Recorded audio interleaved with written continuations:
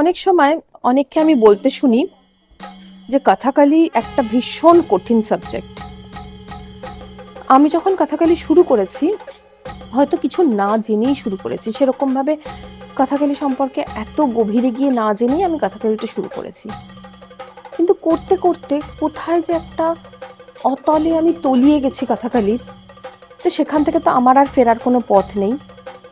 তাই আমি ছাত্রছাত্রীদেরকে বলি, কঠিন আমি যদি যেই জিনিসকে মনে করব সেই জিনিসটাই কঠিন।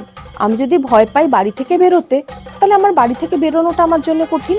আবার কেউ ভয় পায় এভারেস্টে উঠতে, তার জন্য সেটা কঠিন। তো আমাকে স্টেপ আউট করে বেরোতে হবে এবং তার হাত ধরে এগিয়ে দেওয়ার জন্য তো আমরা আছি। কথাকালি কঠিন কোনখানটা মানুষের মনে হয়? একটা হচ্ছে যে কমিউনিকেশন করতে একটু সমস্যা হয়, যেহেতু ভাষাটার সমস্যা। 2 নম্বর হচ্ছে এই যে আমি তো আজকে একটা ছোট কস্টিউম পরে আছি, তাই আমি কথাগুলো বলতে পারছি, যেটা আমাদের পুরুষ বেশম মানে মেল ক্যারেক্টারের যেই কস্টিউমগুলো হয়, সেটা যে এত ওজন এবং এত বিশাল এবং তার পেছনে এতগুলো প্রতিবন্ধকতা থাকে। এবার প্রতিবন্ধকতাগুলো কীরকম? যেরকম এই যে মুখের চুট্টিটা যেটা হয়, এটা পরে কথা বলা যায় না। শুধু কথা বলা যায় না তাই নয়, কোনো পানীয় পান করা যায় না, কোনো খাবার খাওয়া যায় না। এবং এই জিনিসটা করতে খুব যেটা সিম্পল মেকআপের হয়, মিনিমাম 1 ঘন্টা লাগে মুখের এই লাইনটা, যেটাকে আমরা চুট্টি বলি। চুট্টি মানে হচ্ছে বর্ডার, এই বর্ডারটা করতে। এবার এই 1 ঘন্টা ধরে তো একে শুয়ে শুয়ে এই জিনিসটা করা হলো। তারপরে যতক্ষণ না সে সেটা খুলছে ততক্ষণ অবধি না সে কথা বলতে পারছে, না সে জল খেতে পারছে, না সে কোনো খাবার খেতে পারছে। এইগুলো হয়তো বা কথাকালির প্রতিবন্ধকতা, বা হয়তো বা লোকের কাছে এই সমস্ত কারণের জন্য কথাকালির একটা খুব কঠিন বিষয় বলে মনে হয়।